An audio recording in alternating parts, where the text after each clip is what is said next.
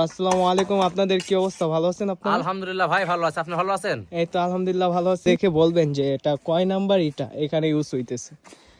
তো একটু দেখেন ইটাটা। রাইট নাও এখন বের হইছি, একটু হাঁটতেছি। আজানের মাত্র আর 1 ঘন্টা বাকি আছে। তো একটু ফাইজলামি মুড়ে আছি আমরা। এখানে এনামুল আছে। তো এনামুল কি যেন বলতেছিল। এনামুল বলো, কি বলবো? আমার কিছু বলার নেই, আমি রোজা রাখছি আলহামদুলিল্লাহ। তো কিছুক্ষণ পর আজান দিবে, নামাজে যাবো মসজিদের দিকে। তো এখন হাঁটতে বেরিয়েছি, দেখা যাক মনির বালুর মাঠের দিকে যাচ্ছি আমরা। তো এটা হচ্ছে আমাদের বিক্রমপুর।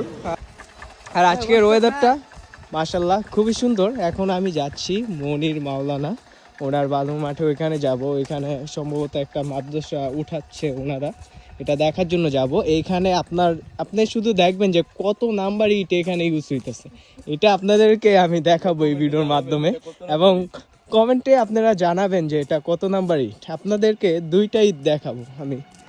তো চলেন যাওয়া যাক। তো এটা হচ্ছে আপনার আগের বছর ওনারা এনেছিল এখানে। এটা অনেক 1 বছর হবে এইটাটা আনছে। আর এখন আমি যে ইটাটা দেখাবো আপনাদেরকে, এটা দেখে বলবেন যে এটা কয় নাম্বার ইটা এখানে ইউজ হইতেছে। তো একটু দেখেন ইটাটা।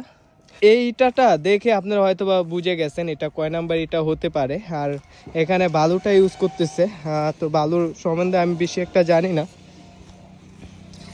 আমি একটু এখানে যারা রয়েছে তাদের সাথে কথা বলার চেষ্টা করব। এখানে ওনারা অনেক রোদ এখানে কাজ করতেছে।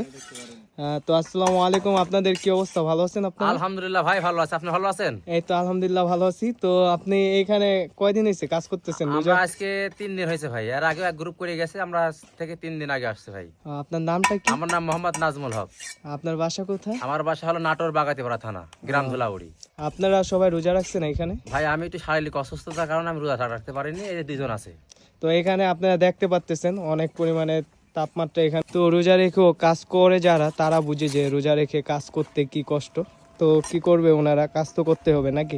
আপনারা এই যাবেন কবে? ঈদের আগে? আমরা আশা আছে যে 2 দিন কি 1 দিন আগে ইনশাল্লাহ বাসায় যাব। তো যাক, ওনাদের সাথে কথা বলে ভালো লাগলো। এবং যারা কাজ করে তারাই জানে রোজা রেখে আর কি কাজ করতে কত পরিমাণে কষ্ট হয়। আপনাদের যদি ভিডিওটা ভালো লাগে অবশ্যই একটি শেয়ার করে দিবেন, এবং কে কোথা থেকে দেখতেছেন কমেন্ট করে জানাবেন। তো সবাই ভালো থাকেন, ইনশাল্লাহ নেক্সট কোনো ভিডিওতে আপনাদের সাথে দেখা হবে। আল্লাহ হাফেজ।